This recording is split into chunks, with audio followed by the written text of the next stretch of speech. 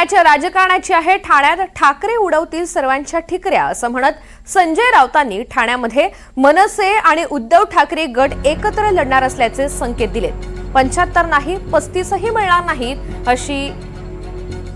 असा टोलाही त्यांनी लगावलेला आहे। तर संजय राऊत यांच्या दाव्यावर नवनाथ बन यांनी मात्र ही टीका केली आहे। आम्ही आणि मनसे ठाण्यामध्ये लढणार आणि सत्तेवर येणार। आमचाही नारा 75 पार आहे। बोला आमचाही नारा 75 पार। ते म्हणतात 70 पार। आमचा 75 5 जास्त आमचा 75। अहो 2 ठाकरे आहेत ना, नाही पण सोबत 2 ठाकरे सप्पे भारी।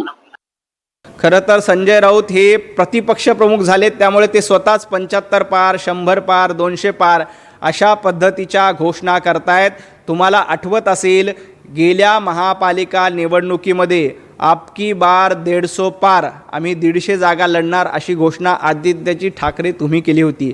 तुम्हाला 84 जागा मिळाल्या, निम्म यश मिळालं। आज संजय राऊत यांनी 75 जागांची घोषणा केलेली आहे। त्यांना 35 जागा देखील मिळणार नाही, हे काठावर देखील पास होणार नाहीत। ढकलपास आमच्याकडे पद्धत होती, मी शाळेमध्ये असताना ढकलपास केलं जायचं, तशा पद्धतीचं मतदार यांना ढकलपास देखील करणार नाही। ठाण्यामध्ये असेल मुंबईमध्ये असेल उबाटा गटाच्या ठिकऱ्या उडल्याशिवाय राहणार नाहीत। दरम्यान ठाकरे बंधू एकत्र येण्याचे अनंत दीपोत्सव यावेत अशी प्रतिक्रिया संजय राऊत यांनी व्यक्त केली। तर उद्धव ठाकरे यांचा दीपोत्सव दिशाभूलोत्सव ठरला अशी टीका नवनाथ बन यांनी केली आहे। शिवतीर्थावर दीपोत्सव झाला। तो दीपोत्सव गेले 14 वर्ष महाराष्ट्र नवनिर्माण सेनेत खास करून राज ठाकरे यांच्या संकल्पनेतून होतो आहे आणि ते मुंबईचं आकर्षण आहे नक्कीच।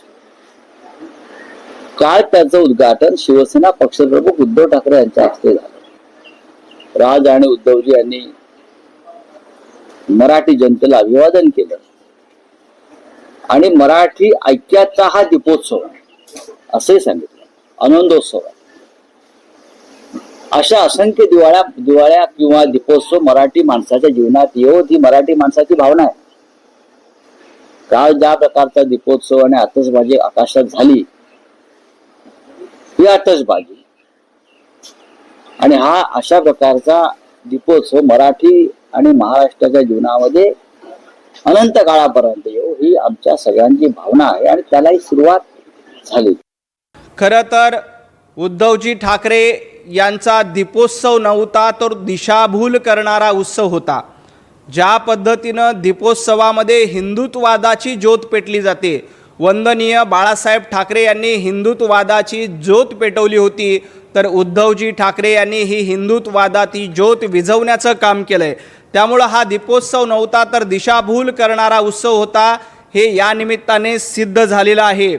दीप मंदिरामध्ये जळतात, परंतु उद्धवजी ठाकरे तुम्ही राजकारणाचा धूर करण्याचं काम केलेलं आहे। त्यामुळं दीपोत्सवाची भाषा संजय राऊत उद्धवजी ठाकरे यांनी करू नये।